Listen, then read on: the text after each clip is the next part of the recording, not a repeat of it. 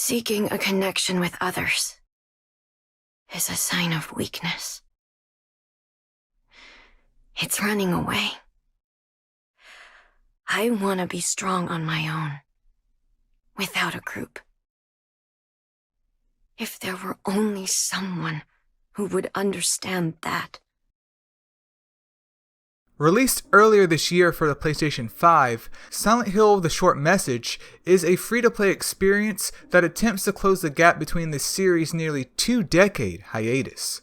The game follows the story of a teenage girl named Anita who explores an abandoned apartment complex to find her missing friend Maya. While the game has been out for some time, I recently replayed it and found it worthy of discussion. So with that being said, I want you to join me as I discuss what worked in this game and what did not. But before we go any further, it is important to note that this game is free to play.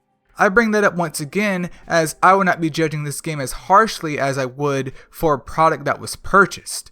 The reason is due to the level of expectation. If something is given or provided for free, its quality should not be expected to equal or surpass that of a paid service.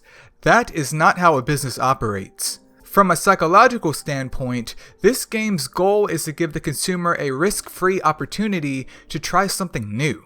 This not only creates interest and engagement, but can also create a positive association with said brand. If done correctly, it could help to rope more people into buying the next product. With that out of the way, let's now begin with what worked in The Short Message.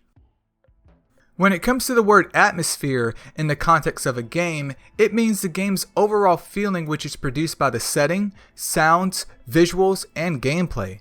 While the gameplay in this title is all but non-existent, I did find the overall atmosphere of it to be noteworthy on the first playthrough. Don't get it twisted now, it is noteworthy, not revolutionary.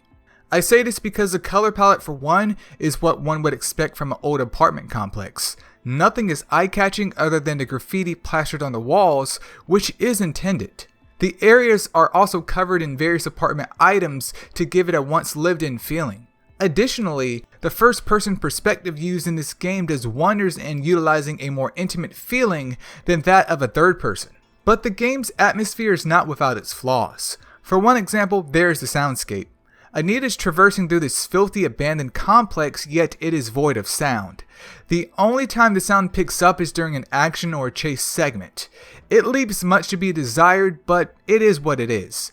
I just find it odd that she uses her cell phone as her main item, but that too felt underutilized other than moving the plot forward and being a flashlight. Moving on from the atmosphere, I also wanted to bring up its narrative approach, or shall I say, attempted narrative approach. The story is told through the narration of its main character Anita as she traverses an abandoned apartment complex looking for her best friend Maya.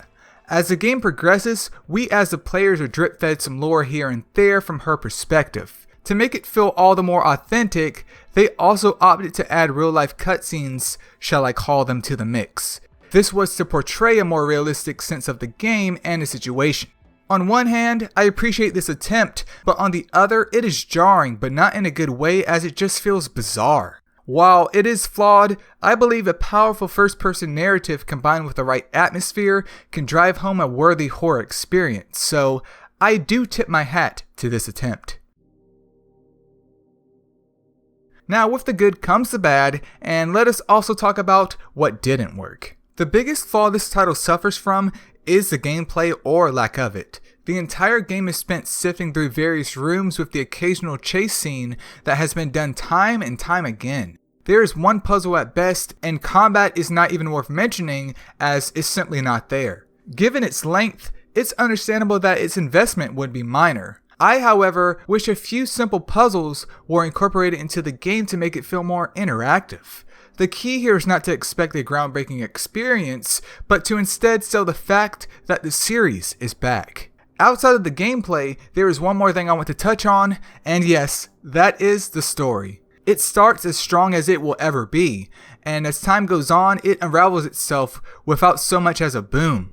The beginning of the game focuses on Anita trying to find Maya, who turns out is dead. Then another girl by the name of Amelie is thrown into the mix, which creates this friendship triangle. Anita wants Maya's attention, but Maya's attention is spent on Amelie. Amelie then gives Anita attention because she doesn't get it from Maya. On the surface level, this seems okay, but after the reoccurring cycle of trauma that forces a player to relive this experience multiple times, it becomes anything but. The game tries to weave in the trauma Anita went through as a child, where her brother died in a closet due to neglect.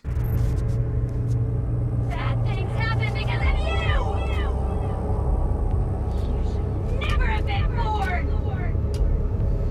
You're a burden! Twists in a story help to keep the reader or player fascinated with it. However, this is the perfect example of how its effects pushes the player away instead. There's just something ingenuine about the build-up to Anita's backstory that changed how I felt about the game from a story aspect. Less is more in this case, and it is for good reason. That is not to say that the triangle in itself was a bad idea, but more so its reasoning for existence felt manufactured. It is a bit of a shame, as this complaint would be insignificant if the player was left to pull those pieces together on their own versus having it fed to them after every given opportunity. But once more, it is what it is. Overall, when you consider that Silent Hill: The Short Message is a free game, understandably, it would come with flaws. I'm not here to defend it for its shortcomings or tell you it has a deeper meaning than what it shows on the surface. It is simply a product that leaves much to be desired. From a creative standpoint though, I will say that I enjoy this attempt at new direction for the series, as it's no longer 2012. The psychological horror landscape is far different than what it was before, so you need to be willing to take a risk or two, and luckily, this one was free.